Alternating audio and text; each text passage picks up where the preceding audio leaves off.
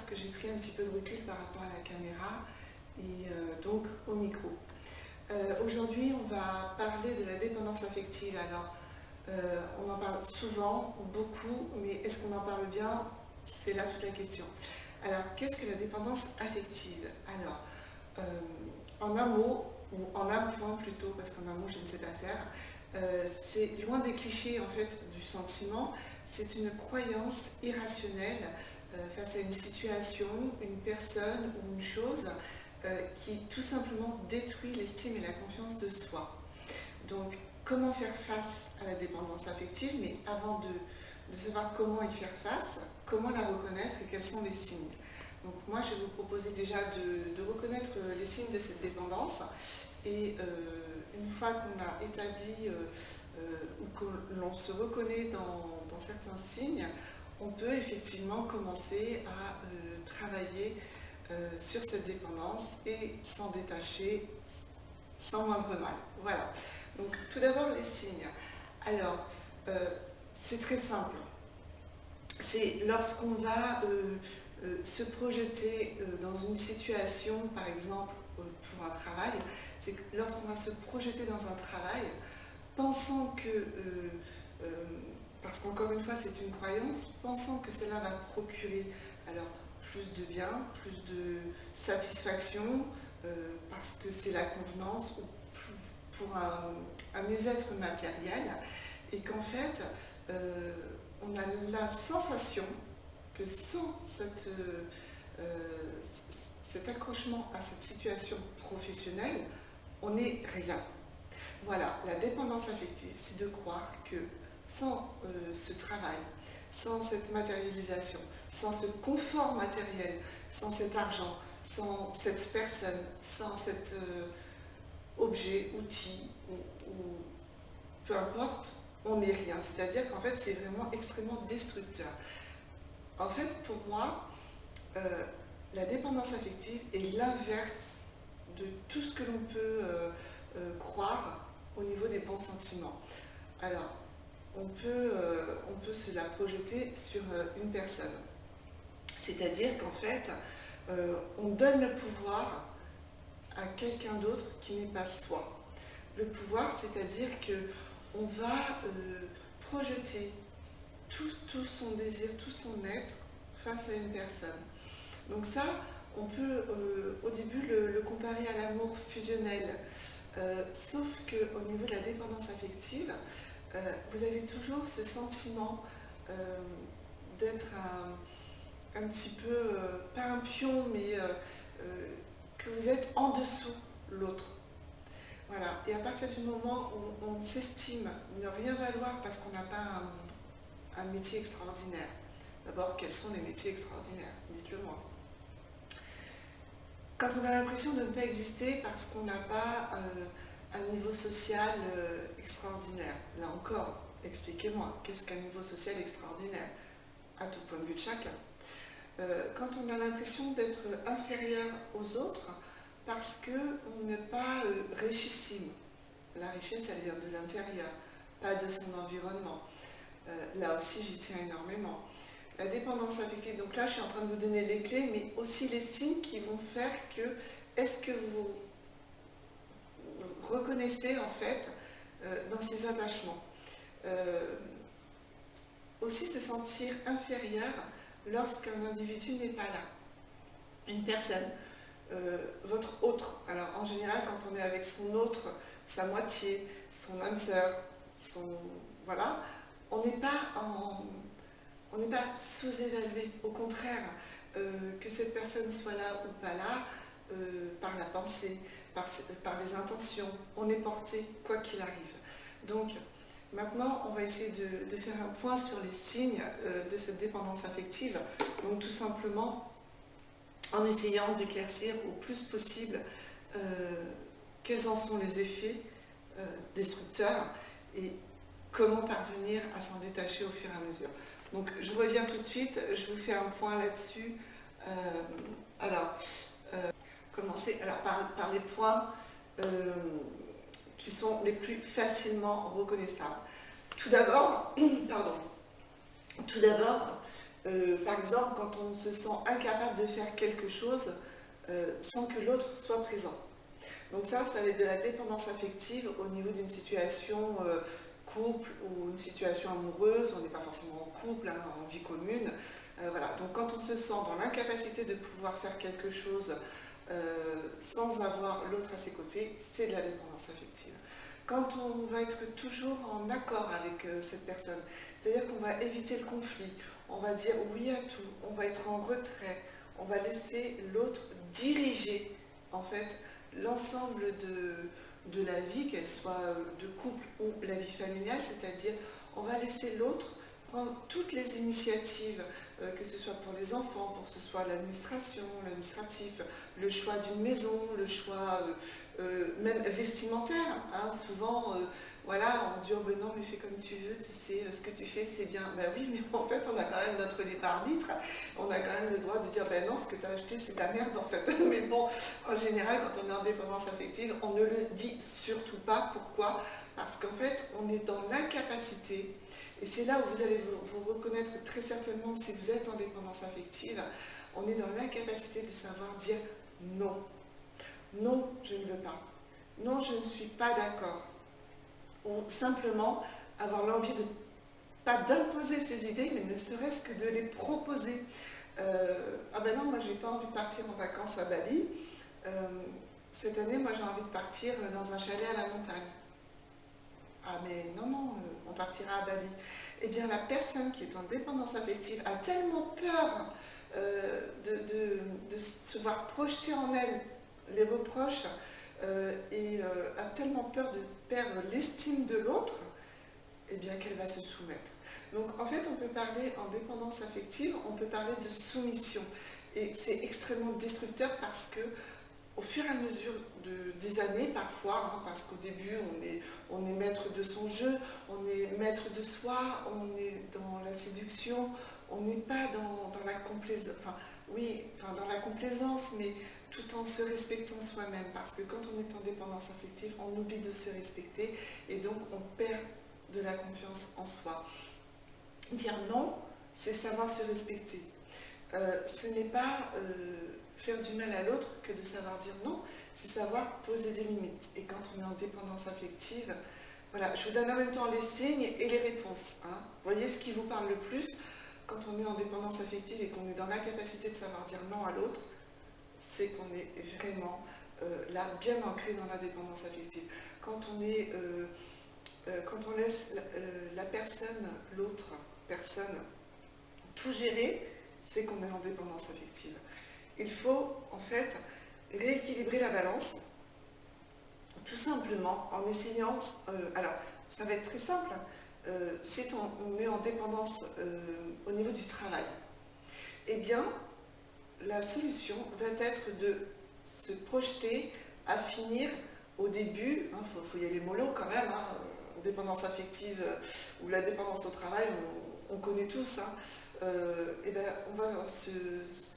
on va s'obliger à finir un quart d'heure plus tôt tous les jours, à s'octroyer des pauses tous les jours, c'est-à-dire le casse-croûte entre midi et 2 ou la pomme à 14 heures parce qu'on n'a pas le temps de manger, c'est terminé. On va s'octroyer des pauses, de réelles pauses qui vont vous permettre de faire un break et de vous recentrer sur vous.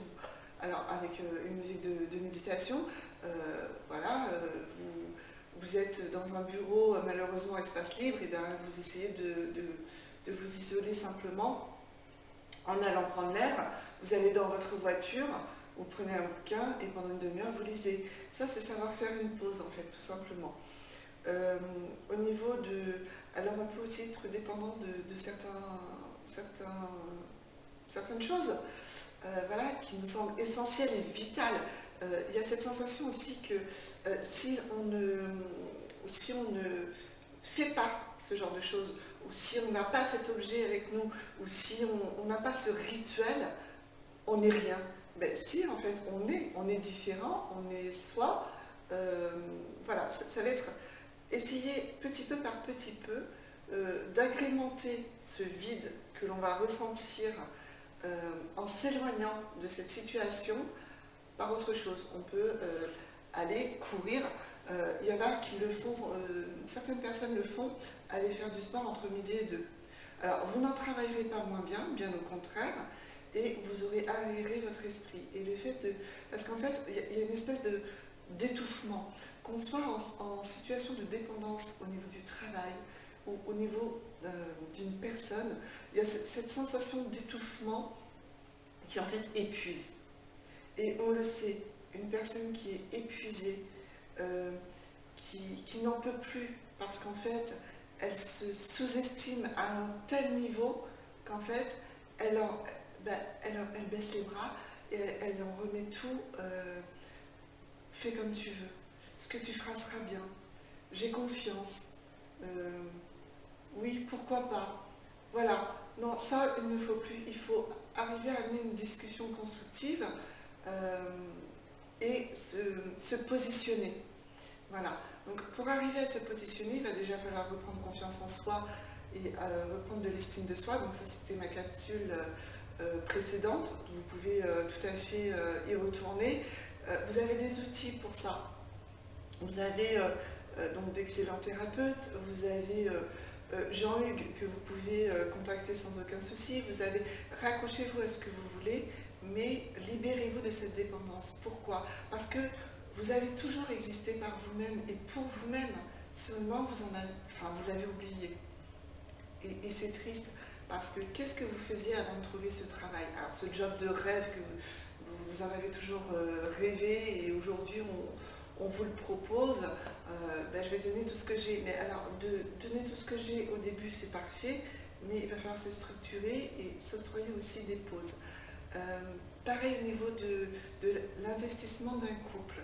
L'investissement d'un couple, ce n'est pas dire amen à tout, et ce n'est pas déléguer tout son être à un autre individu. Parce que là, vous remettez votre pouvoir entre ses mains, et vous allez vous faire écraser comme une mouche. Pardon, mais les personnes qui sont en dépendance affective n'existent pas.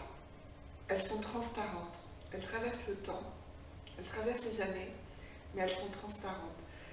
Et la tristesse de cette situation, c'est qu'elles en oublient d'avoir des sentiments, parce que comment voulez-vous aimer l'autre alors qu'en fait vous avez perdu toute l'estime qui vous était due? Parce que l'autre ne vous estime pas, l'autre ne vous aime pas, vous n'êtes qu'un pantin. Et lorsqu'on se sent utilisé en tant que marionnette et que l'on est en fait l'instrument de l'autre, parce qu'en fait on en arrive là, à partir du moment où on devient l'instrument d'un individu, l'instrument d'une situation, on en a perdu le contrôle. Et perdre le contrôle, c'est ne plus savoir qui on est. Donc là c'est pareil, il va falloir se détacher, c'est-à-dire que si vous avez des enfants et que vous êtes en couple, que vous êtes au sein d'une famille, que ce soit avec monsieur ou avec madame, détachez-vous. Et ce qu'il est le meilleur moyen de savoir si effectivement vous êtes en dépendance affective, est-ce que vous êtes capable de partir en week-end avec vos enfants sans madame ou sans monsieur? Et est-ce que vous avez plaisir à le faire? Est-ce que vous êtes capable de prendre la décision de partir à tel ou tel endroit sans madame ou sans monsieur? Est-ce que vous n'avez pas peur ensuite des reproches? Est-ce que vous êtes en capacité de pouvoir acter toute situation, toute chose, toute décision sans en attendre l'aval et l'approbation de l'autre? Eh bien, toutes ces petites choses font que vous êtes en dépendance affective, mais vous avez en même temps, là, franchement, je vous ai tout donné, hein, je crois, enfin, pas tout, mais je vous ai vraiment donné les solutions ainsi que les signes pour pouvoir vous en sortir au fur et à mesure. Donc, il est tout à fait possible de se sortir d'une dépendance affective, ça c'est absolument pas un problème, il va falloir du temps. Alors, des efforts au début, mais des efforts bonheur. Dans un couple, il n'y a pas d'effort à faire. Il n'y a aucun effort à faire. À partir du moment où on se décide à être en couple, c'est que vous êtes autant aimé que vous aimez. Si à un moment donné, la balance n'est pas équilibrée, vous êtes en dépendance affective et ce n'est pas équitable. Et quand il n'y a pas d'équité, il y a forcément un malaise.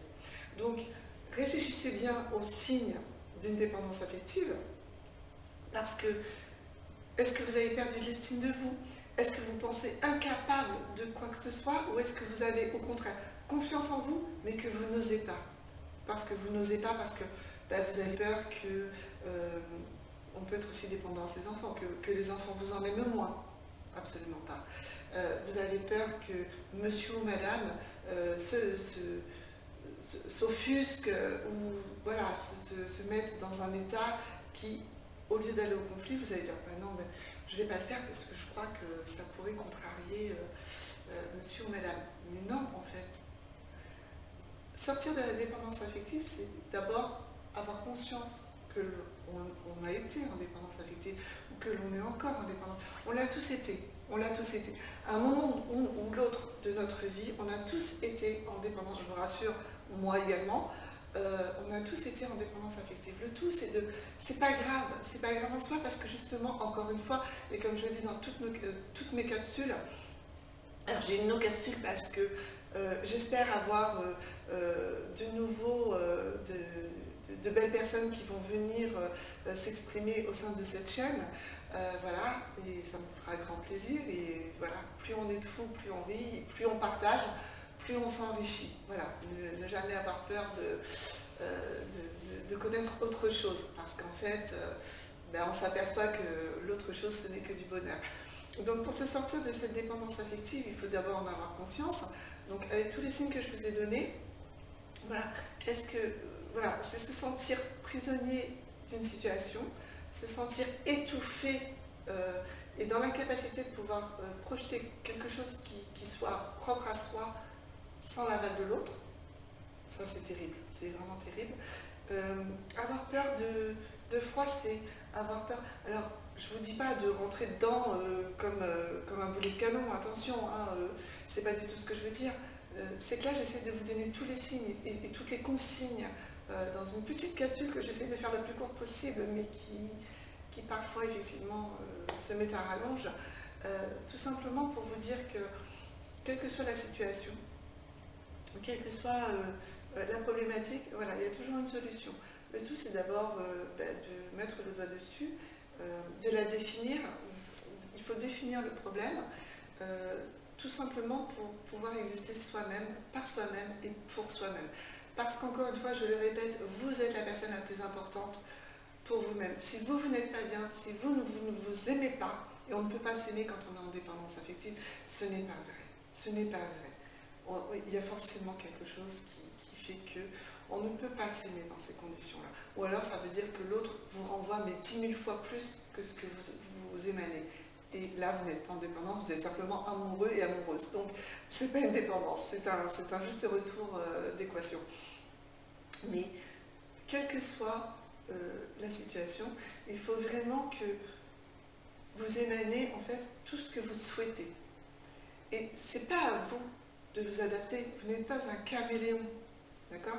On dit souvent, et je me suis entendu le dire également, je m'adapte au milieu ambiant. Quelle que soit la situation, quel que soit l'endroit, le lieu ou les personnes, je m'adapte à la situation, ou je m'adapte à l'ambiance, je m'adapte à l'individu.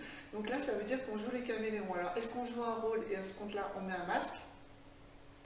Ou est-ce que on rentre dans ce milieu, dans cette situation, dans cette ambiance, en étant soi-même? Qui s'adapte à l'autre? Vous voyez ce que je veux dire? C'est là toute la différence. Donc, je vous laisse là-dessus. Oui, je suis très naturelle, voilà, ça ne changera jamais. Je vous laisse là-dessus et puis voilà, c'est du live, il faut l'accepter, on me prend comme je suis, avec mes croisements de jambes, parce que voilà, les chats ne font pas des chiens. Je vous souhaite une agréable journée, une agréable soirée, une agréable semaine, selon l'heure à laquelle vous visionnez cette vidéo. Et puis quant à moi, je vous dis à bientôt, à plus, au revoir.